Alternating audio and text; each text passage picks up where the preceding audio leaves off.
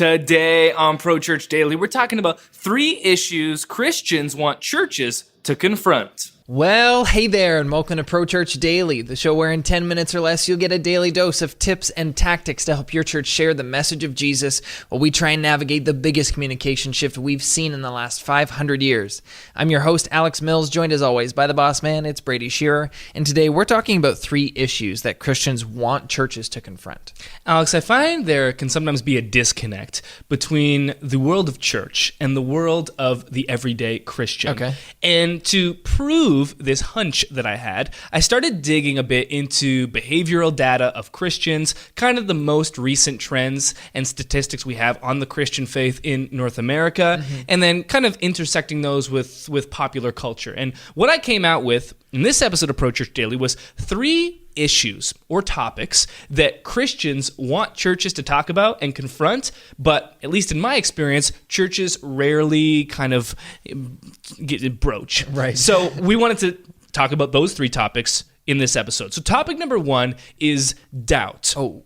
Why did I choose doubt? Well, 2 out of every 3 Christians admit to experiencing a season of spiritual doubt, and more than a quarter of Christ followers are still finding themselves doubting right now. So to put that into perspective for your church, I want you to imagine right now your entire church in a crowd. So imagine if on a Sunday morning, every single person that's connected to your church attended on one Sunday. Okay. So imagine standing on the stage, looking out to your church, seeing everyone there all in one room. If you have multiple services, this could be a really big room. Yeah. And then considering that 1 out of every 4 people you see is doubting their faith right now. Right now. And here's why that's especially important for your church. The most common response to spiritual doubt, 46% of people quit attending church altogether. So 1 out of every 4 people right now experiencing doubt, and the most common response to that doubt is to leave church. Yeah, of course. So what our churches need to know first is that doubt is normal. It's okay. It's almost always a necessary part of every faith journey. But we also need a game plan for when a crisis of faith hits, because at least the data would suggest we don't know what to do. We just quit church. And maybe that's not the best thing to do, to separate ourselves from our spiritual community. And this is something that our churches need to talk about. It's very, very likely and common in our churches, but it's not something that we broach too often because, I don't know, maybe we're just scared. Yeah, and I think that data point about 46% of people when their response to doubt is to leave the church, I think it's striking, and I think it's a reflection of the way that the church kind of treats doubt. And how we kind of put on this facade that, like, if you're at church, if you're in leadership, you have it all figured out and your faith meter's high. And if you are experiencing doubt, you don't have it as put together as I do. And so when people in their congregation are feeling this way and questioning what they believe and kind of, like you said, having this crisis of faith moment, they look around and perceive that everyone else has it all figured out. So of course they're going to leave because they're not alike anyone else in the room. And this is a facade we've put up. And it's just not right. And one of my favorite lyricists, Andy Mineo, he came out with this project recently, and he said this in one of his songs. He said, "The opposite of faith isn't doubt." He says, "It's when I have it all figured out." And it can't be faith if there isn't doubt, because if there isn't doubt, then it's certain. And we know that none of this is certain. This is faith, right? We have to believe it before we see it. And yeah, if we could as leaders and as pastors who are teaching and responsible for the topics that we do address in church, if we could take that mask off and say, have the courage to say from the front of the church, I don't have it all figured out right now. I'm not okay right now. I am not sure what I believe right now. I think you'd actually have more people probably coming to your church than 46% of them leaving when they think they don't have it all figured out. Topic number 2 is sex. Why do we include this topic? Well, the percentage of single people, those that have never been married, is increasing. Since the year 2000, the proportion of single people in the 25 to 29-year-old age range rose 9 percentage points, from 50 to 59%, and the number of single people in the 30 to 39-year-old range rose 10 percentage points, from 24 to 34%. Keeping with that trend, the median marriage age in the 1970s was 23. Meanwhile, the median marriage age in the 2010s is 30 years old. Wow.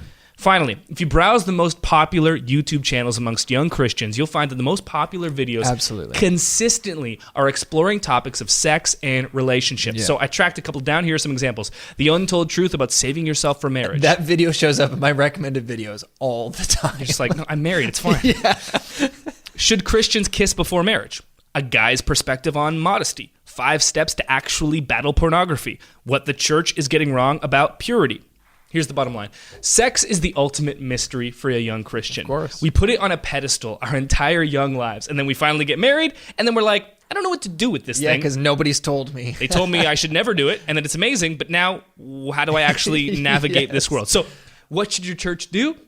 Talk about sex. Talk about in a real way. Like, confront the big issues. Answer the hard questions. Heck, especially answer the hard questions. Because here's the thing. Young people need these answers. And if you're not going to confront them at your church, we'll find them elsewhere. Yeah. And related to that topic of sex is the third topic we're going to talk about, which is the body. Body. Why did we include this topic? Topic number 3. Well, bottom line, there is a crisis of self-image across the entire world. Approximately 80% of American women don't like how they look. 34% of men dissatisfied with their body.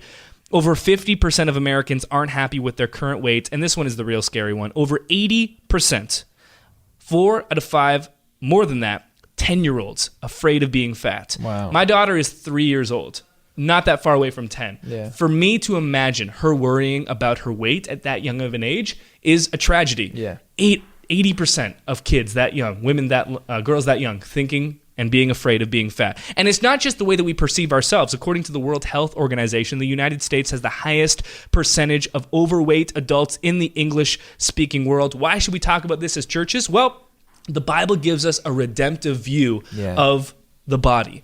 The Bible talks about us being fearfully and wonderfully made. We're made in the likeness of God. And frankly, if there's one topic for churches to confront, it's one that we're often very hypocritical with. You know, we won't do anything, or we'll preach heavy against sex and against, sensuality, but we've got no problem overindulging in other areas, food and drink, food, being the one that is the one that we're often fine with because it's just socially acceptable. And it's another thing that so many people, more than even doubt, if you look at that giant imagination of your church, the majority of women, the majority of girls, and even 1 out of every 3 guys dealing with this right now. The Bible talks about it. We've got to confront it. Well, and actually, if you look at those stats that you opened with, approximately 80% of U.S. women don't like how they look, contrasting 34% of men don't like how they look. That gap is not coincidental. It's not marginal. It's striking. And I think what it reveals is a systematic issue. There's something going on, and we obviously can't break it down here and now, but there's a systematic issue that results in women drastically more being dissatisfied with their bodies. And so what if we chose to address not only the body, but address that system within our churches? Then maybe we could see the community that our church is built from, the people that are that consist of our church. We could address that system, break that system, and create this new culture, and actually see those numbers in popular culture decrease because of what we chose to talk about in church. I love that. These 3 ideas were taken from the featured resource for today, which is a blog post that I wrote called 12 Innovative Sermon Series Ideas, and it comes with free downloadable sermon graphics as well. Basically, I looked at all of this behavioral data and statistics of Christianity right now, and I thought, what are 12 sermon series ideas that our churches could use that are unlike what we're already doing right now? So there's no at the movies recommendations on this list. Nothing wrong with that, but I wanted to do something different. It's free. It's linked in the show notes for this episode of Pro Church Daily. And that'll do it for this episode. We'll see you next time. Hey, thanks for watching this episode of Pro Church Daily. Make sure that you hit the church bell, because it's Pro Church Daily. So hit the church bell so you get notifications. And while you're there, subscribe as well. And we love it when you like the video, so why don't you go ahead and do that right now. Thanks. See you next time.